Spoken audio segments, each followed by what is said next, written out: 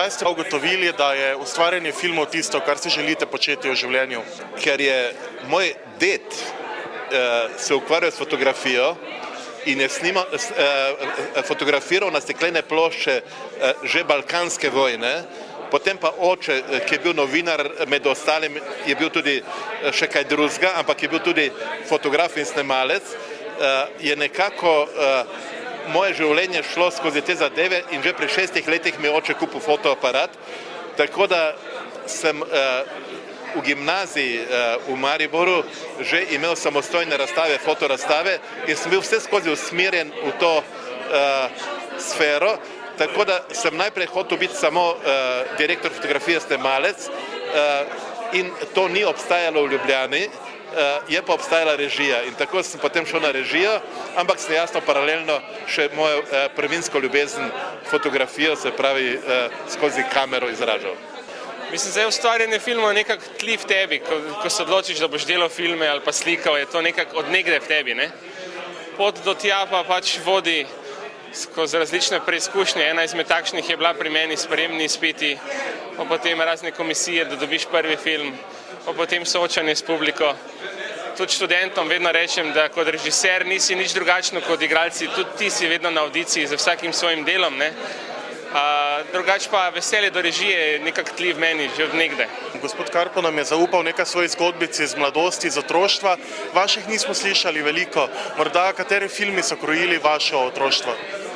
Zdaj, razlika, da je Karpo povedal več o otroštvu kot jaz, je tudi v tem, ker Karpo je le stari maček, jaz sem nekje na začetku, tudi tako je bil zasnovan današnji večer, nekdo, ki dejansko ima tako zelo impozantno filmografijo, pa dejansko na nek način začenjam s tem. Jaz sem letnik 73, ko sem se začel kina zavedati, sem bil star enih 6-7 let, se pravi filmi, ki sem jih jaz gledal, so Vojna zvezd, Indiana Jones, Žrelo, tile prvi blockbusteri, ki so dejansko nastajali, do takrat namreč film ni imel tega, niso obstajali blockbusteri, ta generacija, Spielberg, George Lucas so pa prvi prinesli v svet filma to, kar danes poznamo kot multiplex blockbusteri in to so filmi, s katerimi sem jaz rastel, pa Megla, pa Noč čarovnic, pa podobne zadeve. Torej vam je na nek način všeč bolj žanr znanstvene fantastike, radi premikate meje mogočega? Zdaj, žanrsko me ti filmi se niso toliko dotaknili, da bi sam delal znanstveno fantastiko, mogoče tudi zato, ker to pri nas je finančno dosti težko, ampak takrat, ko še ni bilo multiplexov, ko so dejansko bilo 1 ali pa 2 kina v mestu, so to bili edini filmi, ki smo jih lahko videli, slovenskih pa tudi ni bilo dosti že takrat, ne.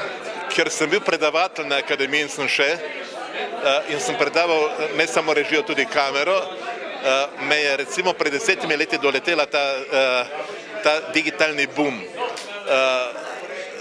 V začetku me je kar malo stisnilo, ker vseeno sem rad fizično čutil filmski trak, fizično si tudi ton prijel, ki se imenoval perfotrak in si montiral te stvari z nekim odnosom.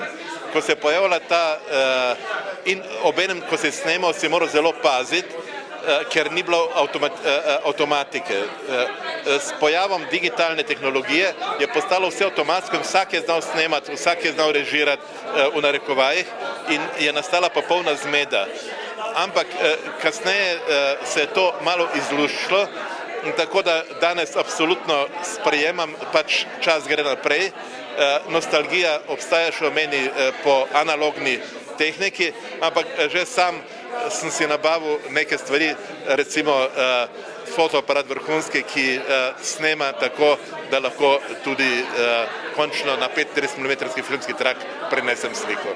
Dejali ste, da s samo snemanjem filmov v Sloveniji ne bi mogli preživeti. Ne, samo od snemanja filmov v Sloveniji ne bi mogel preživeti.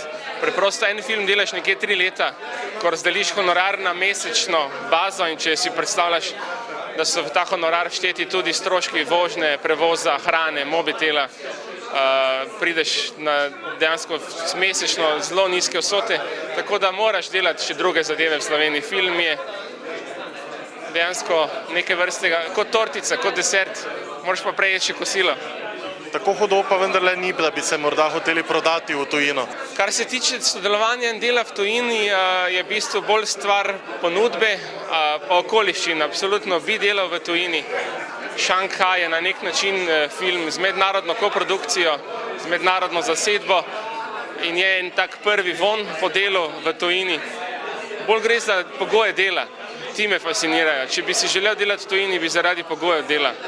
Zato, da imaš dejansko, rečemo, kamere in postprodukcijo tako, kot smo jo pač vajeni videti. S kako drugačnimi očmi gledate vi filme, domače, tuje? Jih podzavestno analizirate ali se prepustite užitkom? Žal, že ko hodim po cesti, imam namesto oči okvir. In vse, kar gledam, če mi gre čez kader, kot bi temu rekel, čez moj pogled neka žica, ki me moti, me že to iritira malo. Tako da že v normalnem pogledu, se pravi, pejzažev ali pa česarkoli, če so neke stvari, ki me motijo, me že podzavestno motijo, posebej pa še normalno, če sem za kamero. Tako da tudi ko grem v kino, ne morem biti normalen gledalec, pa se naj še tako trudim, vedno gledam, kako se kamera premika, kako je osvetljeno, kako igra, kje so kaj pogoljufali in tako dalje in tako dalje. Danes je to vse teže, ker ta ravno digitalna tehnologija prikriva ogromno napak in snemalcev in režiserjev, da se kadre obračati, da se umakniti hiše, da se drugačne oblake napraviti, sonce se da iz druge strani pripeljati in tako dalje in tako dalje. Vse to gledam in vse to potem mi film razbije. Ampak če me kak film zelo prevzame, se na koncu mogoče zgubim v njem, grem ga pa potem obvezno drugič gledati in uspevam izključiti to analitično noto v sebi in gledam film normalno. S kom bi morda radi sodelovali, koga bi želeli imeti pod svojim okriljem od igralske zasedbe? Zdaj, ko razmišljamo o kakih mednarodnih zadevah, ne razmišljam toliko o igralcih, bolj razmišljam, katere producente bi imel za svoje mecene, ker če imaš produkcijsko zaledje, potem na nek način z dobrim scenarijem lahko potrkaš na marsikatera vrata od marsikaterega igralca. Če imaš dobrega producenta v mednarodnih vodah, ti potem on omogoča ob pogoju, da imaš dober scenarij, priti do praktično vsakega igralca. To ni tak problem. Kje radi gledate filme, se odpravite v kino ali raje morda doma v bolj intimnem vzdušju? Absolutno še vedno kinodvorana, kinodvorana in kinodvorana. Torej, kino je zame svetišče. Kaj se dogaja s filmom Šanghaj, kako daleč je do predvajanja v Sloveniji? Film Šanghaj je posnet, zmontiran, zdaj Saša Lošič piše glasbo, tako da postprodukcija zvoka, to. Kako prijazna se vam zdi Slovenija do filmskih ustvarjalcev? To je zelo relativno. Praktično, če si sam ne izboriš, ti nihče ne bo pomagal. Torej, borba, borba in borba.